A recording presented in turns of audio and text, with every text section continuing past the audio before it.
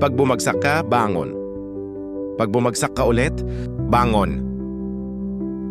Pag bumagsak ka na naman, bangon lang. Marami mang nangyari sa'yo na nagdulot ng iyong pagbagsak.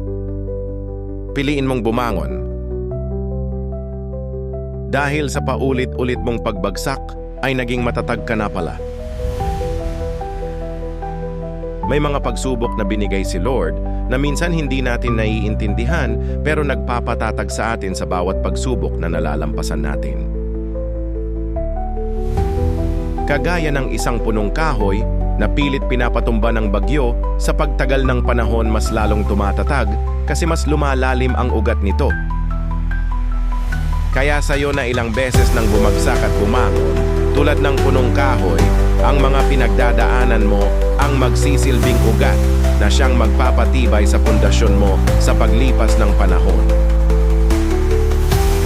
Kaya kapatid, mag-failed ka man isa o 3 beses o kahit maraming beses, huwag kang magsawang ipagpatuloy dahil sa huli yayabong ka din tulad ng isang punong kahoy.